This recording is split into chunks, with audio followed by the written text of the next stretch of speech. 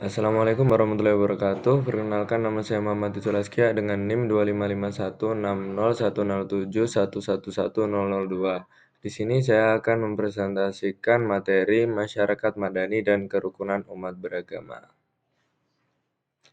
Yang pertama ada pendahuluan. Masyarakat madani adalah tatanan kehidupan sosial yang beradab, demokratis, menjunjung tinggi hukum, keadilan, kesetaraan, serta menghargai hak dan kewajiban setiap individu. Konsep ini menggambarkan masyarakat yang aktif berpartisipasi dalam pembangunan, mampu mengontrol jalannya pemerintahan, dan hidup dengan prinsip toleransi, keterbukaan, serta kemandirian. Baik, selanjutnya ada karakteristik masyarakat madani. Untuk karakteristik masyarakat madani yang pertama yaitu toleransi dan saling menghargai perbedaan. Terus yang kedua musyawarah dan demokrasi. Yang ketiga persamaan dan kewajiban negara. Yang keempat supremasi hukum dan keadilan. Serta kebebasan untuk berpendapat dan berorganisasi. Ada juga upaya mewujudkan masyarakat madani. Masyarakat madani dapat diwujudkan dengan peran aktif seluruh elemen bangsa, baik pemerintah maupun masyarakat. Upaya yang dapat dilakukan antara lain adalah menegakkan supremasi hukum dan keadilan agar setiap warga negara merasa dilindungi dan diperlakukan sama tanpa diskriminasi.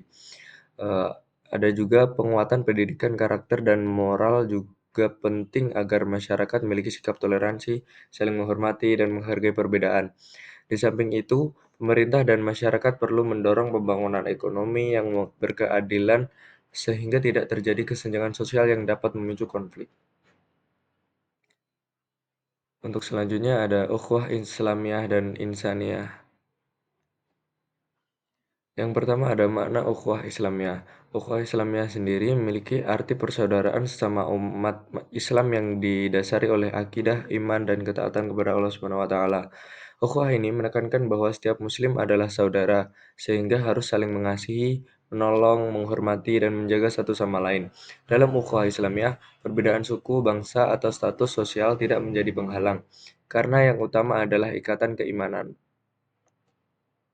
Sedangkan ukhuwah insaniyah adalah persaudaraan antara sesama manusia tanpa memandang perbedaan agama, suku, ras, atau latar belakang lainnya, yang didasari oleh rasa kemanusiaan universal dan kesadaran bahwa seluruh manusia berasal dari satu sumber yang sama dan memiliki hak martabat yang sama.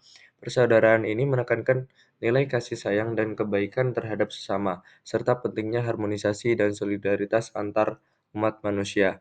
Jadi perbedaan antara keduanya adalah di mana ukhuwah Islamiyah adalah persaudaraan antara sesama umat muslim dan ukhuwah Insaniyah adalah persaudaraan antar sesama manusia tanpa memandang perbedaan agama, suku, ras, atau latar belakang lainnya.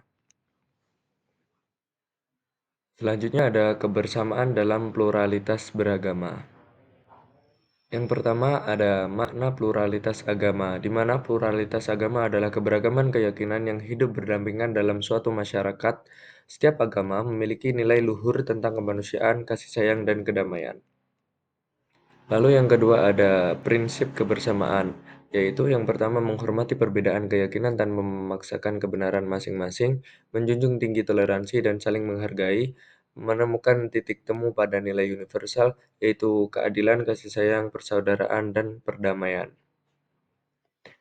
Adapun manfaat dari kebersamaan dalam pluralitas, contohnya yang pertama menciptakan harmoni sosial dan mengurangi konflik, yang kedua mendorong kerjasama lintas agama dalam bidang kemanusiaan dan pembangunan, dan yang ketiga memperkuat persatuan bangsa dalam Bingkai Bhinneka Tunggal Ika. Selanjutnya ada contoh praktik nyata yang bisa diterapkan di kehidupan sehari-hari, yaitu yang pertama kerja bakti atau gotong royong lintas agama, terus yang kedua ada dialog antar agama untuk saling memahami, dan yang ketiga solidaritas sosial saat terjadi bencana tanpa memandang agama. Dari penjelasan yang sudah dipaparkan tadi mengenai prinsip dan contoh praktik nyata, tujuan yang diharapkan dari kebersamaan dalam pluralitas beragama adalah tumbuhnya sikap toleransi aktif, bukan sekedar hidup berdampingan. Terus yang kedua ada terbangunnya persaudaraan kemanusiaan, ukhuwah insaniyah, dan menjadi pondasi kuat untuk kehidupan damai, adil, dan sejahtera. Baik, itu saja pemaparan materi dari saya mengenai masyarakat madani dan kerukunan antar umat beragama. Kurang lebihnya mohon maaf. Wassalamualaikum warahmatullahi wabarakatuh.